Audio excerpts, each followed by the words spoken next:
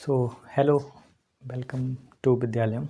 And जैसा कि हम लोगों ने डिस्कस किया था कि आने वाले वीडियो लेक्चर्स में आपको एक फ्रेश कंटेंट मिलेगा और सब्जेक्ट वाइज हम लोग चलने का प्रयास करेंगे। आज के इस वीडियो लेक्चर में हम लोग स्टार्ट कर रहे हैं इकोनॉमी एज ए सब्जेक्ट। तो इकोनॉमिक्स को समझने से पहले आप नॉर्मली हमें ये लगता है कि एक काफ़ी कॉम्प्लेक्स सब्जेक्ट है। कॉम्प्लेक्स इसलिए भी हो जाता है क्योंकि इसमें हमें जो इंडियन इकोनॉमी के आयाम हैं वो सारे हमें देखने पड़ते हैं। बजट देखना पड़ता है, बजट पढ़ना पड़ता है, या कहें तो मुद्रास्फीति से संबंधित जो भी बहुत सारे आंकड़े हैं, इन सारी चीज़ों को देखना और समझना पड़ता है।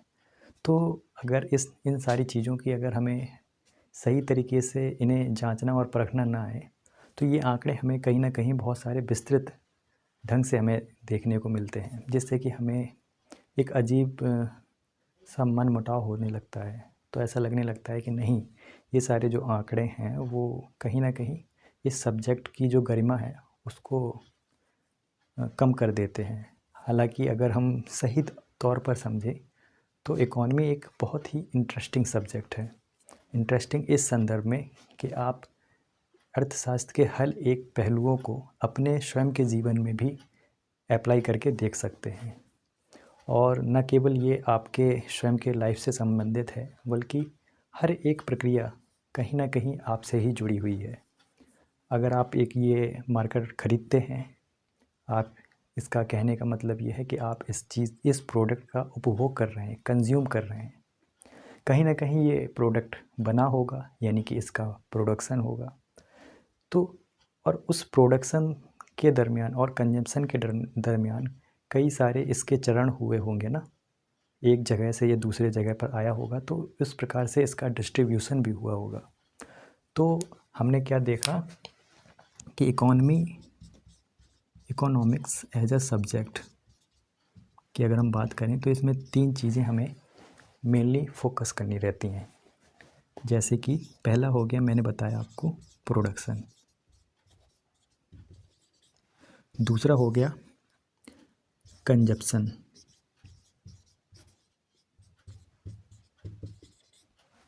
और तीसरा हो गया आपका डिस्ट्रीब्यूशन।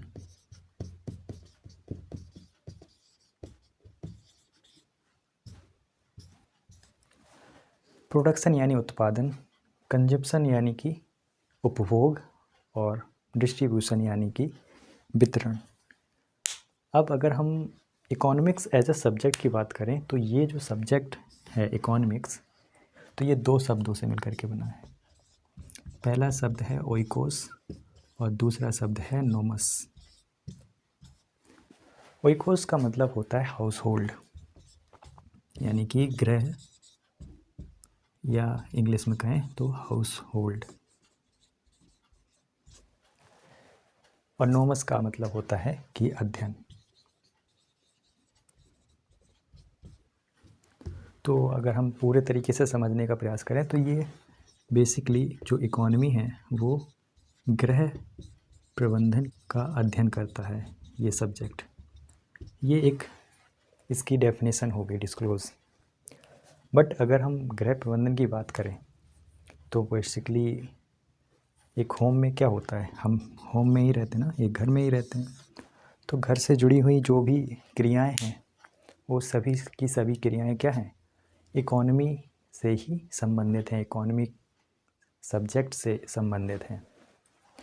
अब अगर हम बात करें इकोनॉमी के सब्जेक्ट की तो बेसिकली दो टर्मिनोलॉजी हैं, आप गौर करिएगा। हम बात कर रहे हैं अभी इकोनॉमिक्स की, तो ये जो इकोनॉमिक्स है वो एक सब्जेक्ट है ना। लेकिन हमें क्या पढ़ना है, हमें पढ़ना है इंडियन इकोनॉमी, हमें पढ़ना है भारतीय अर्थव्यवस्था। तो यहाँ पे जो अर्थव्यवस्था है ना वो इकोनॉमी है। तो दोनों में अंतर है। इकोनॉमिक्स एक सब्जेक्ट है और उसकी जो डिसिप्लिन है, यानी कि विषय वस्तु है, वो क्या है, इकोनॉमी है, यानी अर्थव्यवस्था है। तो जाहिर सी बात है कि ये जो अर्थव्यवस्था है एक परिवार की अर्थव्यवस्था हो सकती है, ये अर्थव्यवस्था एक कंपनी की अर्थव्यवस्था हो सकती है, ये अर्थव्यवस्था एक क्या हो सकती है, पूरे देश की अर्थव्यवस्था हो सकती है।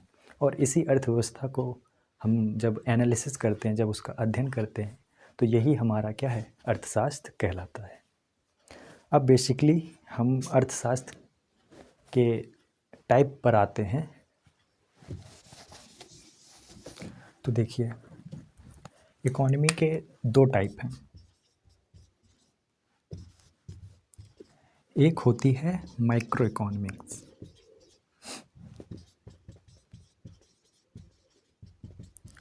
और एक होती है मैक्रो इकोनॉमिक्स।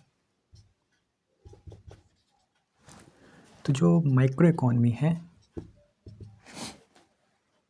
हिंदी में इसे कहते हैं व्यष्टि अर्थशास्त्र, और मैक्रो को कहते हैं समष्टि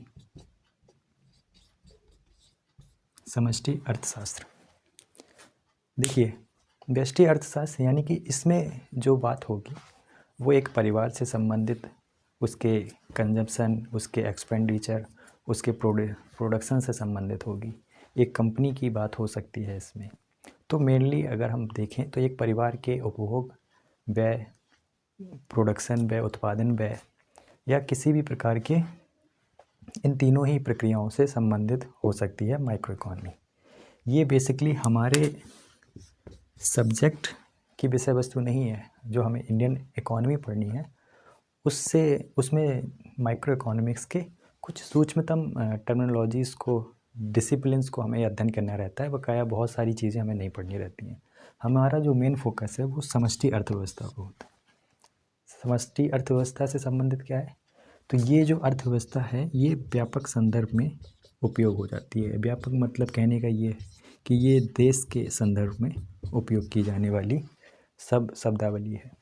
तो जहाँ पर एक देश की अर्थव्यवस्था का अध्ययन किया जाता है वो मैक्रो इकोनॉमिक्स कहलाती है। और जहाँ पर एक परिवार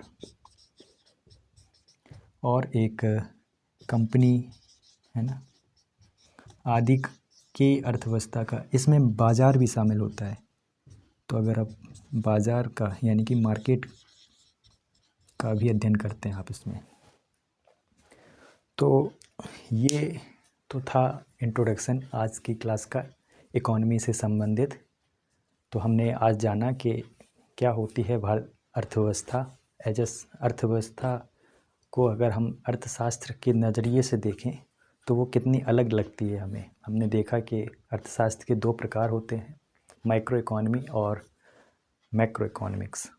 तो मैक्रो इकोनॉमिक्स के संदर्भ में मैंने आपको बताया कि अगर हम देश के व्यापक आयामों को देखें, आर्थिक क्रियाओं को देखें, तब हमें जो है हम उन सभी पहलुओं का अध्ययन मैक्रो इकोनॉमिक्स में करते हैं। जबकि अगर हम परिवार या एक बाज़ार या एक कंपनी के आर्थिक क्रियाओं की अगर हम जांच करें या उससे संबंधित आर्थिक क्रियाओं की के बारे में अध्ययन करें तो हमारी वो माइक्रो इकोनॉमिक्स कहलाती है।